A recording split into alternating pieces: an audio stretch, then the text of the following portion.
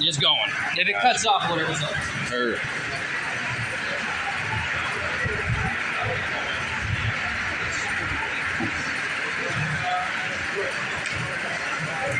Hello. This is my second time ever talking into a microphone, so either way I'm getting practicing, which I really appreciate. Well, I'm trying to be a motivational speaker, I guess. I only got about 6 minutes, so I kind of got to jump into this story really quickly. I don't really got time to puff it up and all that. So, years ago, through crazy situations and circumstances, I got a hold of the most powerful success information on the planet.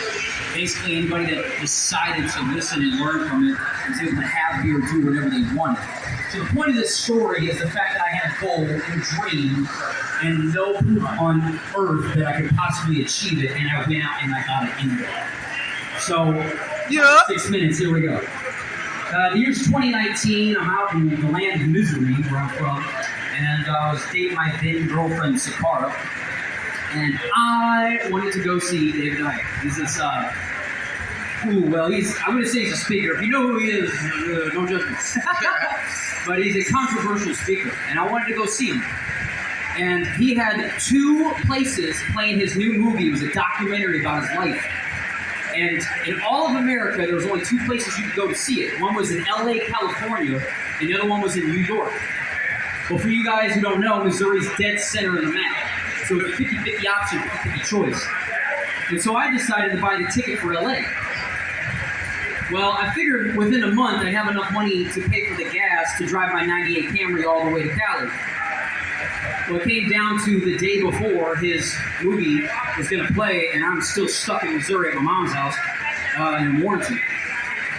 And like I said, I know some information y'all don't. I'm not trying to be cocky about it, but it's true. So I can't explain all that. I'm just going to tell you kind of how it played out. So I'm sitting there at my mom's, like I said, waiting on the mail because I have $10 and a line above E on my gas tank. And I'm trying to make it all the way to Cali, from Missouri, with $10. But I figured if my taxes come in, I'll have enough money to make it. So I'm waiting and I'm waiting, and I see the mailman coming down the street, and I ain't got fucking time to wait for this mailman to do his fucking route and all that other shit. I don't got time for it. So I run across the street, and I cut him off, I say blah, blah, blah, blah, blah, and do you have any mail for me? Point blank.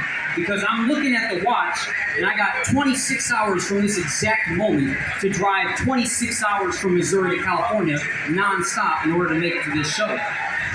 And so it plays out to where he says, sorry, kid, I ain't got nothing for you. So he doesn't got my taxes. But that didn't fucking stop me. Because I know something y'all don't, I'm not trying to be rude. My goal in life is to spread this information out so other people can achieve impossible dreams. This is just one of the many I've got. And this one's a few years old. I've come a long way since then. So there I am, sitting in my mom's house with $10, line above E. No fucking way on earth you can drive thousands of miles in 26 hours, and I didn't give a shit. I said, ugh, I'm going anyway. And so my girlfriend's with me, and she's like, oh, okay. So she hops in the car, and we drive west towards her house, not wasting any time. We got no time to waste.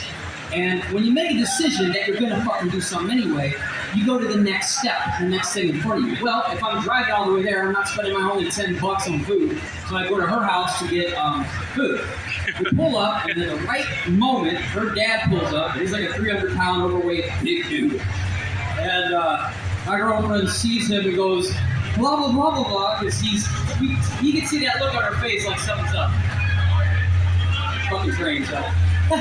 You can see that look on her face like something's up. And my girlfriend just starts lying at 100 miles per hour about all this shit. So I just cut her off and said, I'm going to fucking California. And he said, all right. And I was like, oh, okay. You're going to let me take your daughter to California? All right. You don't even really know that logic. Well, I didn't question it. I went inside, and because of that fucking weird moment, I didn't grab enough food.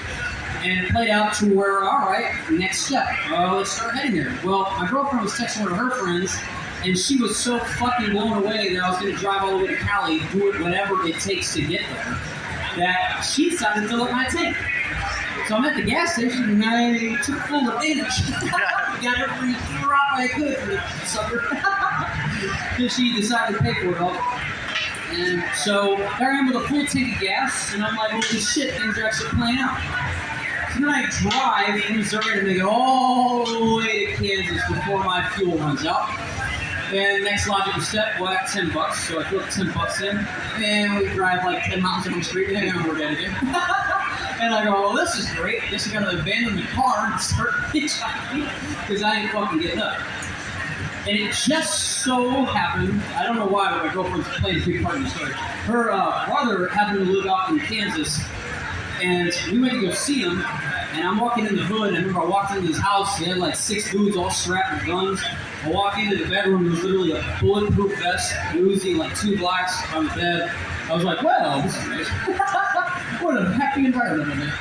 And the dude was so blown away again that I was going all the way to California. He just straight handed me enough money, so I made it all the way to New Mexico. I only got 2 more minutes, so I got to kill the story a little bit. So I made it all the way to New Mexico, and before I ran out again, and I was stuck panhandling for the first time at Walmart. That was fucking shitty. Got a bunch of people giving me that look like, how dare you ask me to go down straight hellfire. And that felt horrible. Well, the key to getting what you want is you gotta feel good the whole way, or else you ain't doing it. And they're gonna play it anyway. So I'm like, okay, panhandling sucks. I hate that shit. It wasn't the last time, but anyway. And at that exact moment, I get a phone call, magic, and my taxes fucking came in. What? So yeah, I got money wired to me, and I made it all the way in time to not see the fucking show because people higher up did not like that person speaking.